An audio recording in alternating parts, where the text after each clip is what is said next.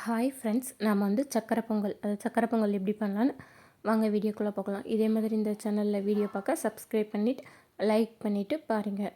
First ஒரு பாத்திரத்தில் நமக்கு எந்த பாத்திரம் தேவையோ அந்த பாத்திரத்தில் ஒரு 4 கப்பு வந்து தண்ணி எடுத்துக்கிடுறோம். எந்த கப்பில் அரிசி எடுக்கமோ அதே கப்புக்கு 4 கப்பு வந்து தண்ணி விட்டுட்டு லைட்டாக சூடாகையும் நல்லா தண்ணி சூடாகையும் 1 கப் வந்து அரிசி போட்டுக்கிடுவோம். 4 கப்புக்கு 1 கப் வந்து அரிசி போட்டுட்டு அரிசி நல்லா வேக விட்டுக்கிடுவோம்.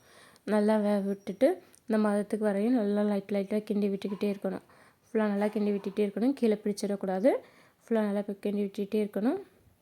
அதுக்கப்புறம் முந்திரி இதில் எப்படி போட்டுக்கணும், ஒரு 4-5 முந்திரி நமக்கு எவ்வளோ தேவையோ முந்திரி அந்த அளவு போட்டுட்டு முந்திரி திராட்சையும் போட்டுக்கணும். அதுக்கப்புறம் சுக்கு கொஞ்சம் போட்டுக்கிடணும்.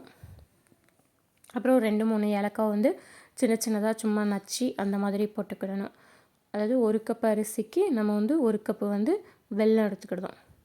வெல்லம் வந்து சின்னதாக நல்லா உடச்சிட்டு எடுத்துகிட்டு இந்த இதில் போட்டுட்டு ஃபுல்லாக நல்லா கிண்டி விட்டுக்கிடணும். இப்போ வந்து எடுத்து நல்லா கீழே பிடிக்க ஆரம்பிச்சிடும். கீழே பிடிக்காத அளவுக்கு அந்த கட்டியும் கரையிற அளவுக்கு நல்லா கிண்டி விட்டுக்கிட்டே இருக்கணும். கீழே பிடிக்காத அளவு நல்லா கிண்டி விட்டுக்கிட்டே இருக்கணும். கிண்டி விட்டுக்கிட்டே இருந்தோம்னா சக்கரை பொங்கல் வந்து ரெடி. ஃபுல்லாக நல்லா கீழே பிடிக்காத அளவு கிண்டி விட்டுக்கிட்டே இருந்துட்டு அதுக்கப்புறம் அடுப்பை ஆஃப் பண்ணிவிட்டு இறக்கிட்டோம்னா சக்கரை